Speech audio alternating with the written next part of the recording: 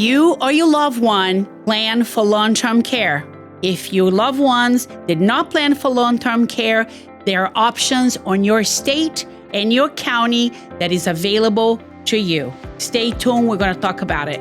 Welcome to Senior Care Made Simple, an ElderCare podcast, your guide to navigating home health care with confidence.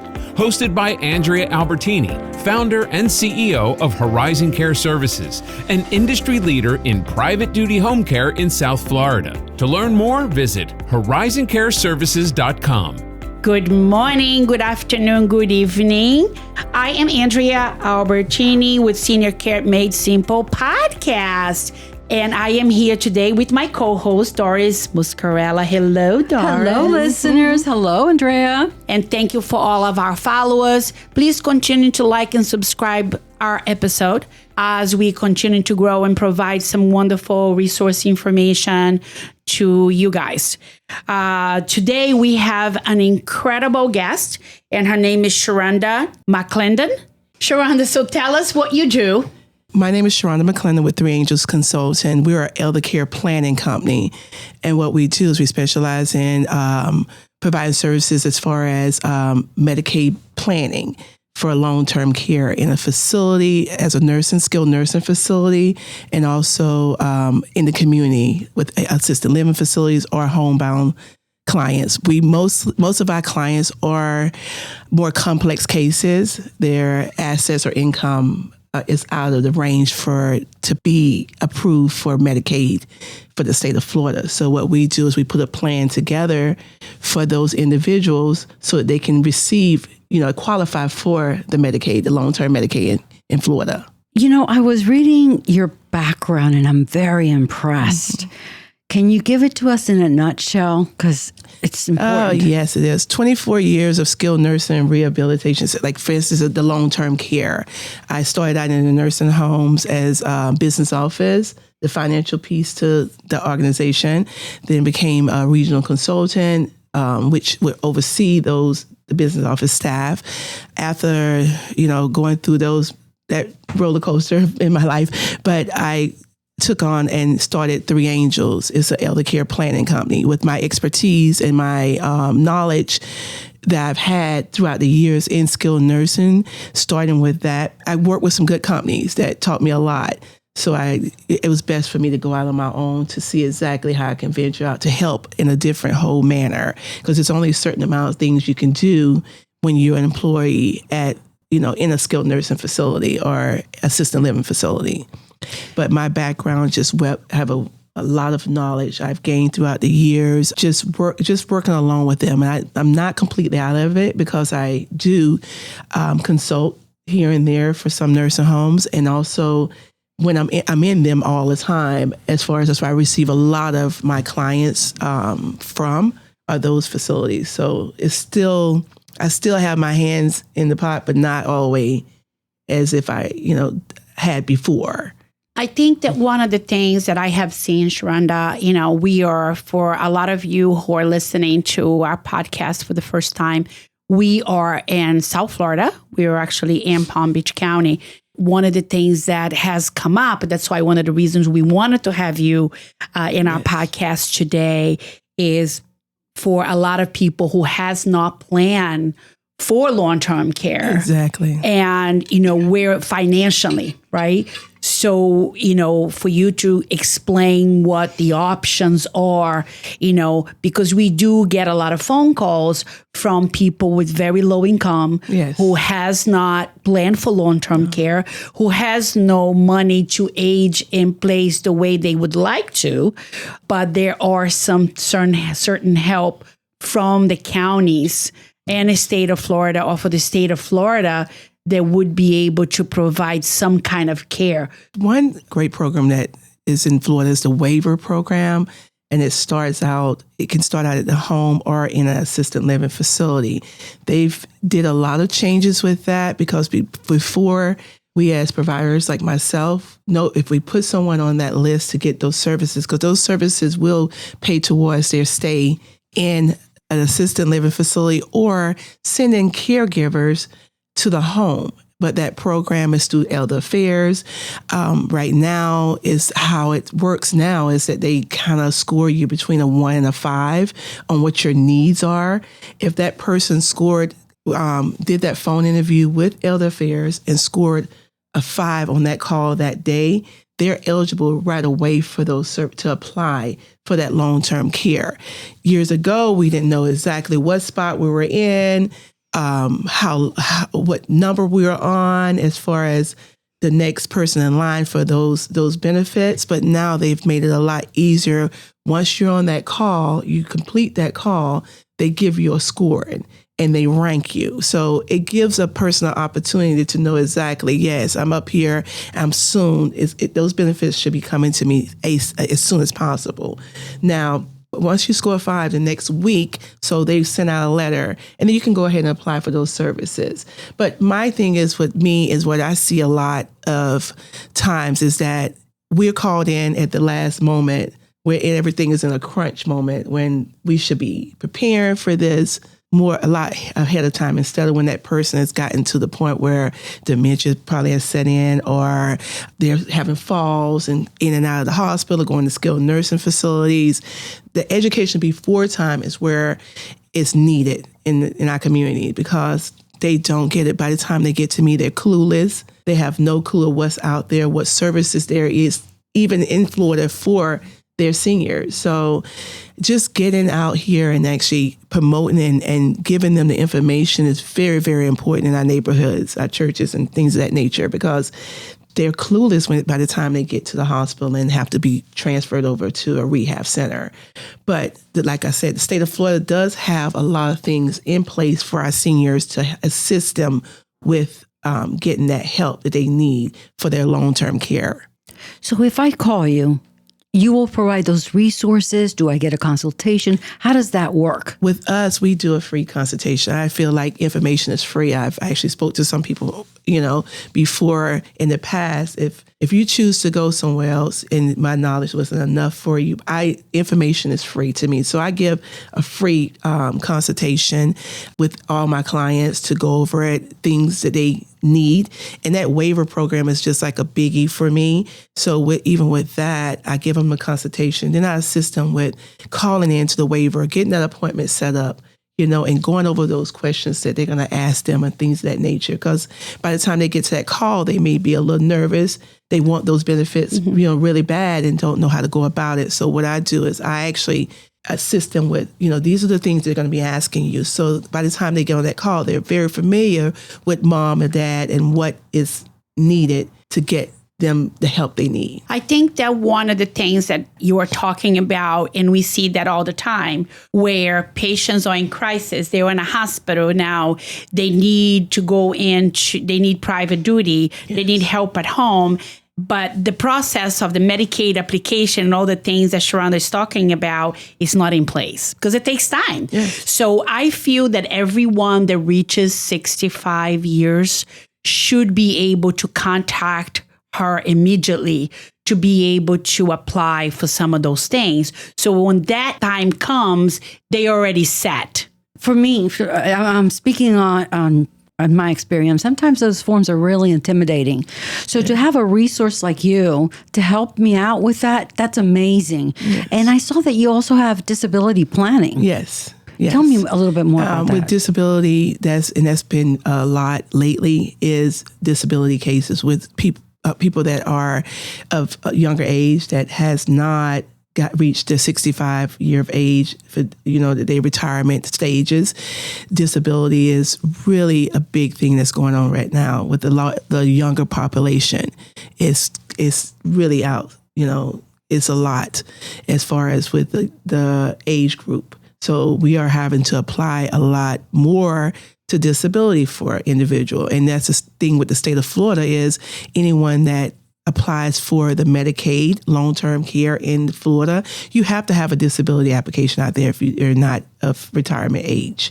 So that's one of the things that is required with the state of Florida to give you services under Medicaid is to have a disability application. Can I ask you why the younger population?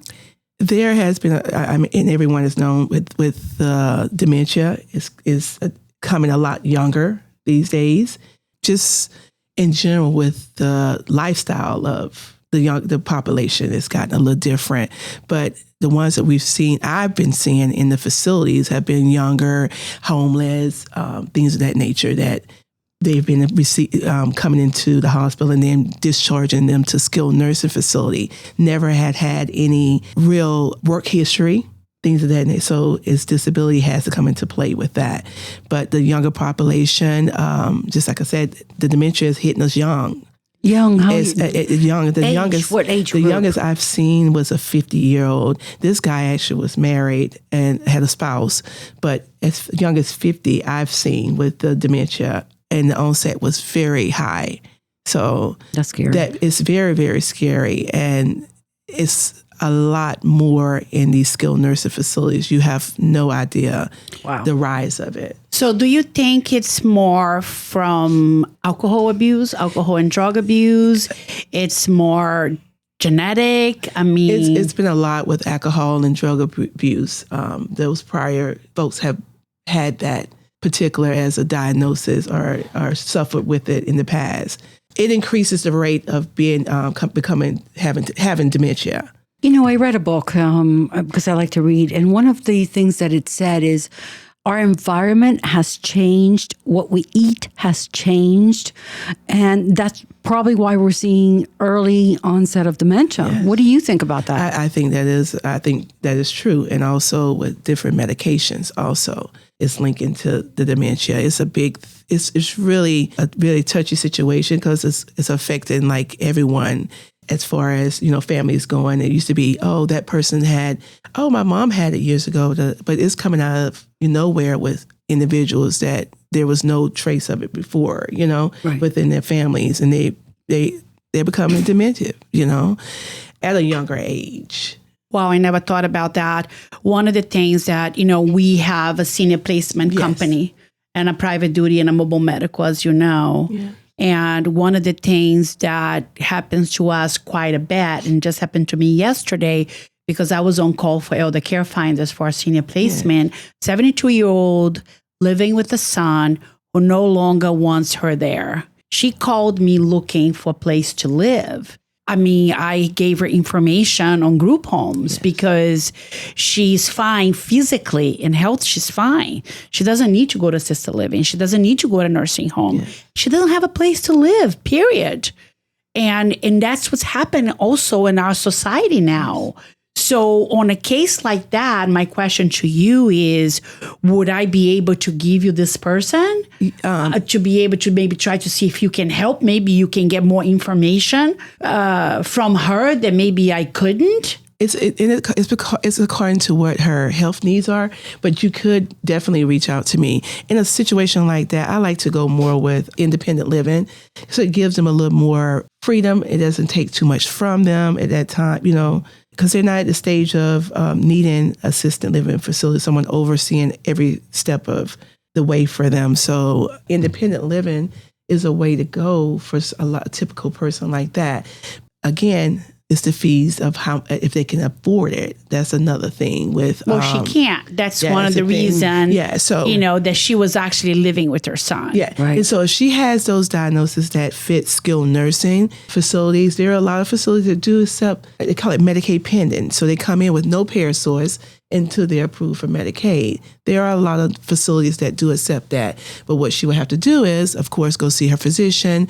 There's a form, a 3008 form. Which would you be able to help if I give you that information from now on? Because I like, we like to be resourceful here. Yes. You know me for a very long time. And Horizon Care Services is not just a private duty agency or, mobile medical and a senior placement agency. We are a full service senior services.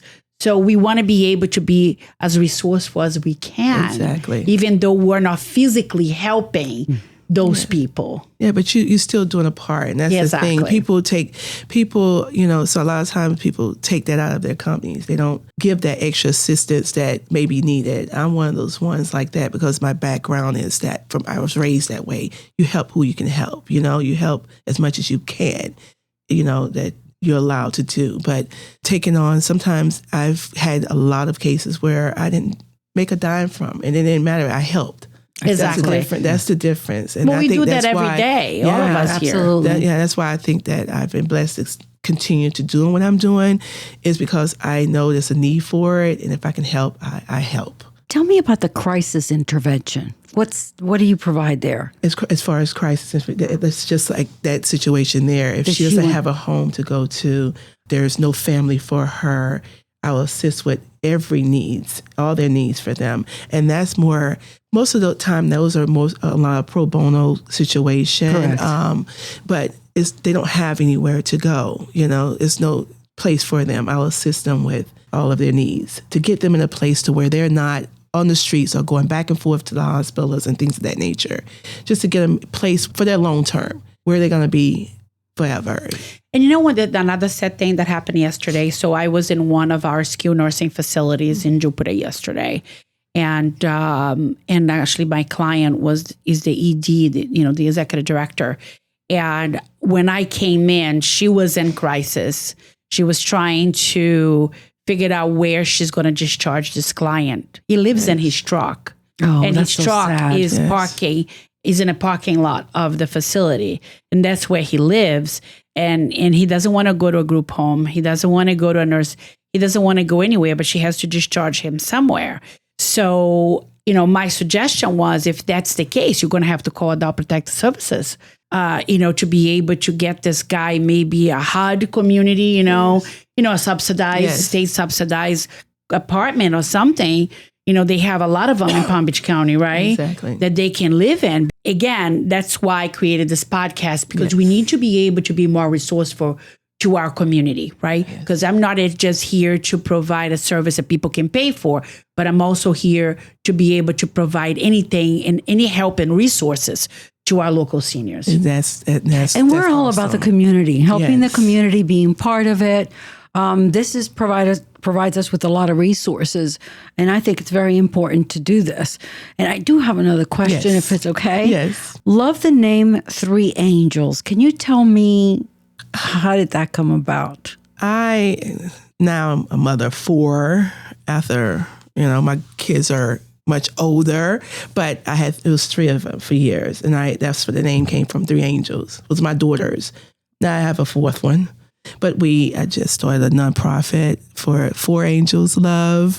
But that's geared more, I'm gearing that more towards, the mental health side of things, because I've been doing pro bonos for like JFK, the Previvian part for the mental illness for years. And they call me and I help them.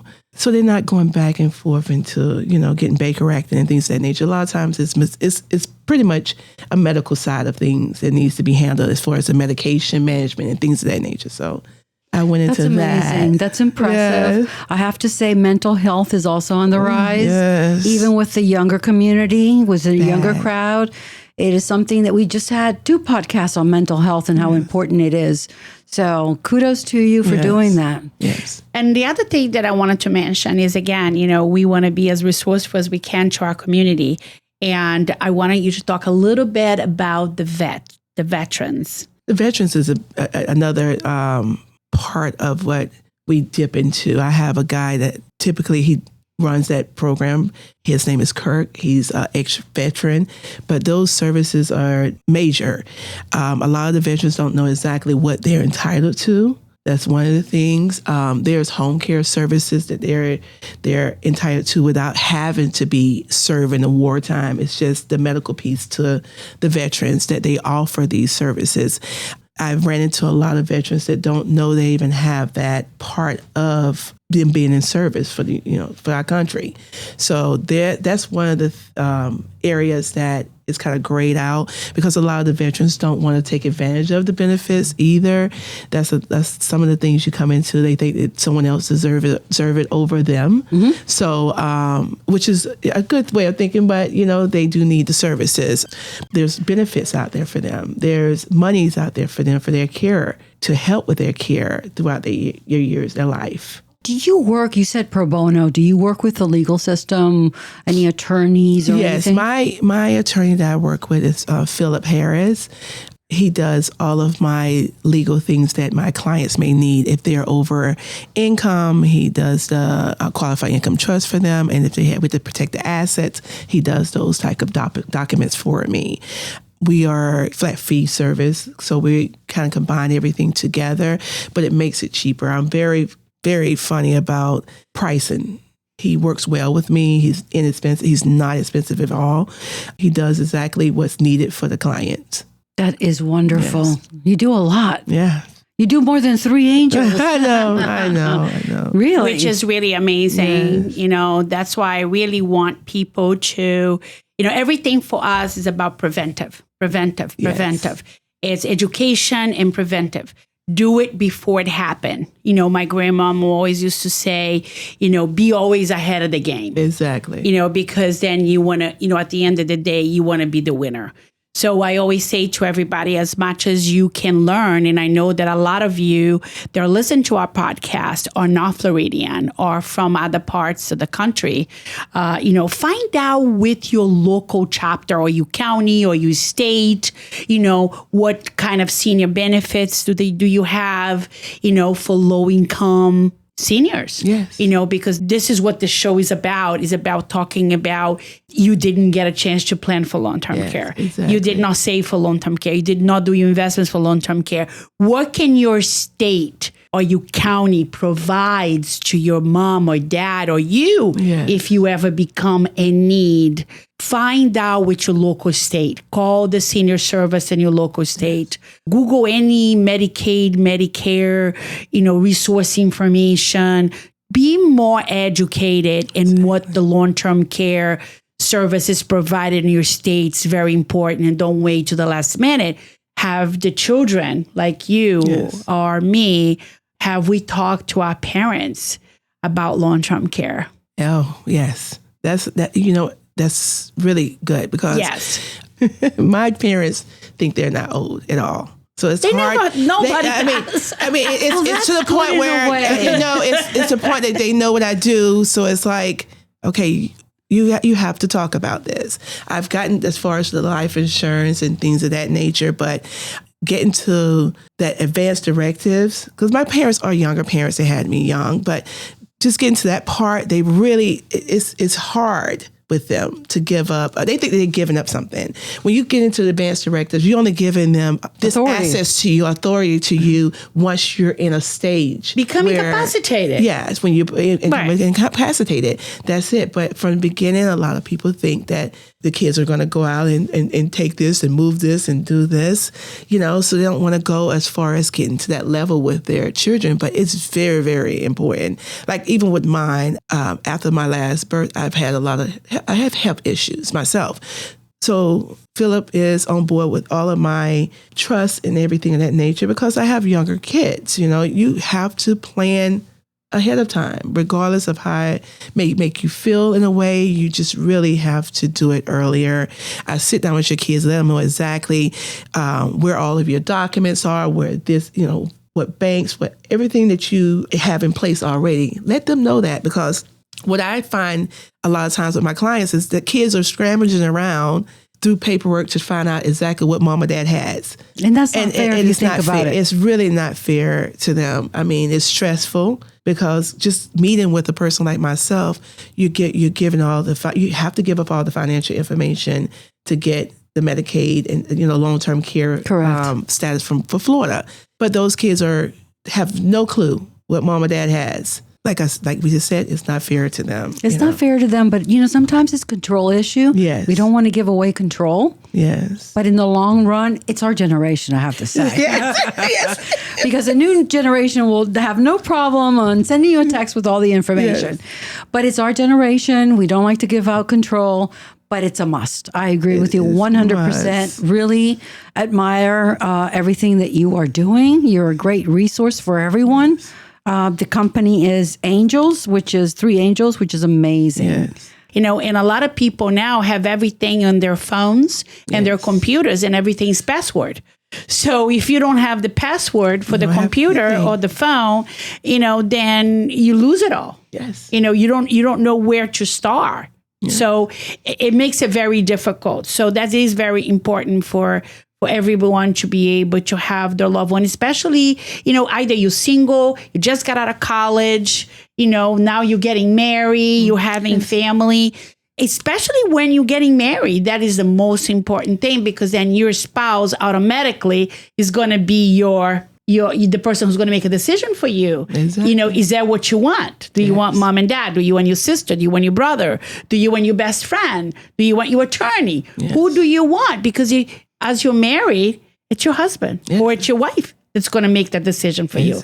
And you have to think about it. So put some thoughts into that, everybody. Thank you so much for joining us today for another episode of Senior Care Made Simple podcast. Sharonda's information will be down on the show notes if any of you are interested in reaching out to her for any questions, any resources that you may need. If any of you want us to talk about something that you are interested in listening to or learning, please email us at seniorcaremadesimple@gmail.com. seniorcaremadesimple@gmail.com. Thank you, Sharonda. Thank you, Doris. Thank you for our listeners. Thank you for coming, Sharonda. Thank you so much. And thanks again. I'll see you next time, everybody. Senior Care Made Simple, an ElderCare podcast, has been brought to you by Horizon Care Services, your private duty choice in home care in South Florida.